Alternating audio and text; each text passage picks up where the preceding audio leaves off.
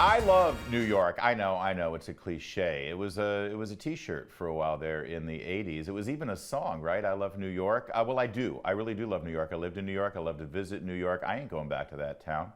Not the way it is right now. Not with the crime the way it is. And you know, the people of New York, they said, "All right, enough with this De Blasio kind of thing. We're gonna elect a cop to fix things. Eric Adams, he'll fix everything." It's gotten worse. Joining us now, former homicide detective, New York Police Department, Rob O'Donnell. Hey, Rob, thanks for joining us. Hey, Larry, how are you? I mean, you love New York too. I can hear it in your voice, right? You're born and bred. You're a New Yorker. What's going on in that town? Circling the drain. All the gains we made in the 90s into the 2000s have been just washed away by ineffective leadership, people who don't know how to take a manual out of the desk somewhere in one police plaza where we have a blueprint for fighting crime because we've already done it. And, Albany tying the hands of judges and activist DAs.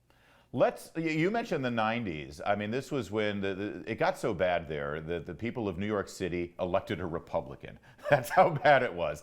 They elected a former U.S. Attorney, Rudolph Giuliani, and he came up with what's been known as the broken windows policy, right? Along with his very courageous police commissioner, they put together a plan to actually go after crime at the granular level. Can you lay that out a little bit? Because it's quite a stark comparison to be toward what we see right now in Gotham. Yeah, before, under the Deakins administration, the New York City Transit Authority, when we had the transit police before the merge, hired Bill Bratton as our chief. And Jack Maple, who was the designer of ComStat, and the two of them developed broken windows for transit. And we started developing how when you take care of the small, minor quality of life crimes, it prevents the larger crimes from happening. You set an atmosphere where people realize, hey, if I'm just smoking, jumping this turnstile, urinating on a platform or something like that, and they're catching me, I'm obviously not going to rob someone, commit a burglary, or assault someone because, I'll get caught and I'll actually have to pay the consequences for my crimes Right. back then. Well, and also there's something to be said for a society that allows that crime to happen, that allows people to come up and accost your car with a squeegee newspaper and demand money for washing off your windshield when you didn't ask for it, that allows people to criminally live like vagrants on the streets and defecate and urinate on the streets. If a society says, no, we demand better from our people, that actually elevates everyone's understanding about how that city's supposed to run. So compare that to where we are now in New York, because it looks like they've done a complete U-turn. Well, it's a free for all. I mean, you look at a crime in New York just yesterday where a 30-year-old woman with 26 arrests, most of them for burglary, broke into Robert De Niro's rental house where him, his wife, and his 10-year-old daughter were sleeping upstairs. This is the thing. She had two active warrants, both in Queens and Manhattan. She absconded from a court-mandated drug program. And again, she was arrested 19 times just since October. The police keep doing their job. They keep arresting these individuals, and the courts keep letting them out because Albany is tying the judge's hand. Well, and Rob, you're an expert on law enforcement and policing procedures, but you're also an outspoken advocate on behalf of cops that have to do this work every day.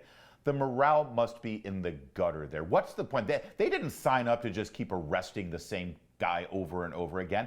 They signed up to be a cop because they wanted to make the city they love better. What's happening with the cops on the ground? Yeah, I was born and raised in New York City. I lived there 27 years. To this day, even though I've been out of the city for 18 years, it's still a place that I love. It's still a place that I left blood, sweat, and tears behind. These police are demoralized. They are questioning themselves, why am I leaving my door each morning? Because, you see it in the retirements, mass exoduses from the police department. You see that they can't recruit, so they're lowering standards in a lot of these departments. And that's going to be the outcome. You're going to have less qualified, less enthused police officers out there on the street, which actually make the things they're complaining about of an overly aggressive police worse. All right, I'm going to say what a whole lot of people watching this right now are going to say, Rob, and I don't blame them. Robert De Niro got his house broken into. Robert De Niro supports all of the politicians that allow this to happen. New York has become a crime-infested pigsty. Look at how New Yorkers vote. Listen, you get what you vote for, so why should I care? Yeah, just like in the 90s when enough was finally enough, and the people in the inner cities, the people in the projects says, I'm tired of sleeping in my bathtub. I can't walk. I can't have my child walk to school. We need change. And that's why you got a Rudy Giuliani and a Bill Bratton and a Bernard Kerik after that.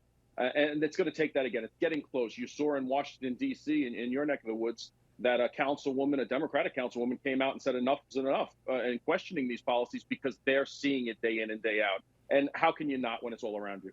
You mentioned Albany. I mean, this was a major part of Lee Zeldin's campaign to become governor of New York. He led with crime almost all the time on the campaign trail, and yet the people of New York continued down the same path. What's it going to take? It's going to take situations like Robert De Niro, where instead of a property crime burglar, you're going to have a violent felon enter that, and you're going to have a Robert De Niro, his wife, and his 10-year-old daughter, be the consequences of these judicial revolving door in a tragic way. Hopefully it doesn't come to that. Hopefully people realize before that it's starting to change, but it's not changing fast enough. Rob, while I've got you, you mentioned Rudy Giuliani. You and Rudy have something in common. You were both at Ground Zero on September 11th, 2001. We've talked about this in the past, and I know that the events of 9/11 forever changed all of us, but certainly changed you in a way that can't even be described, as you saw your brothers in blue lose their lives that day to that terrorist attack. Yesterday in the White House, the spokesperson, Karine Jean-Pierre, compared to the events of January 6th to September 11th. I'd love for you, as a survivor of September 11th, as someone who saw their colleagues go down with those towers that day, I would love for you to respond to that kind of characterization. I'd have to be as blunt as you can.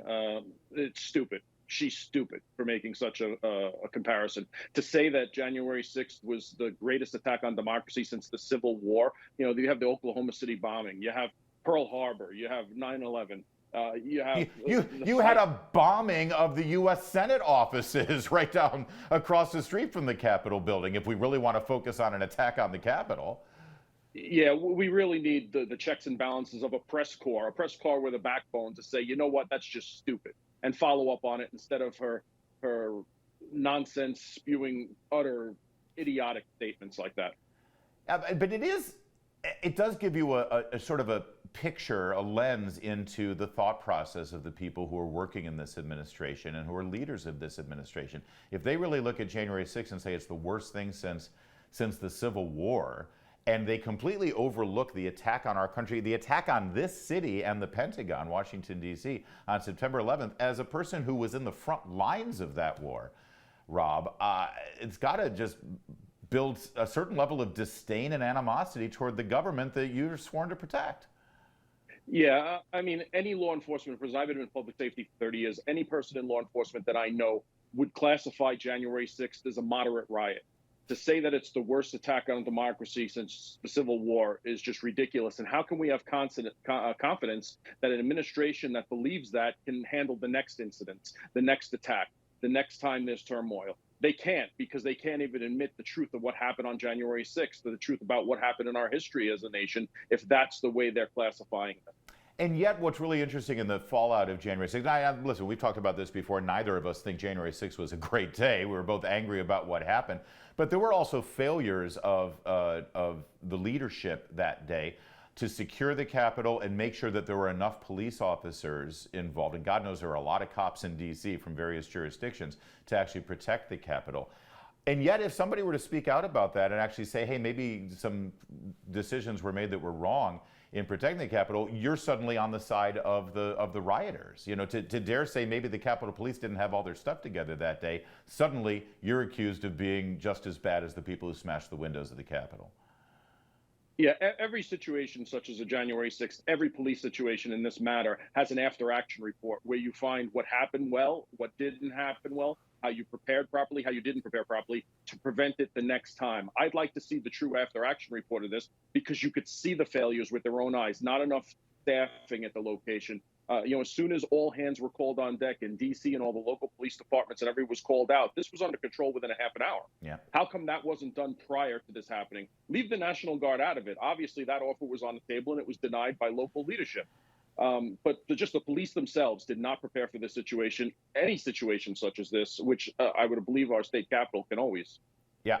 I hope the Republicans taking over Congress, as they examine this stuff, I hope they have you on the other end of the phone and you can come in and testify about law enforcement procedures at a day like that as well. Thanks, Rob. We got to leave it there.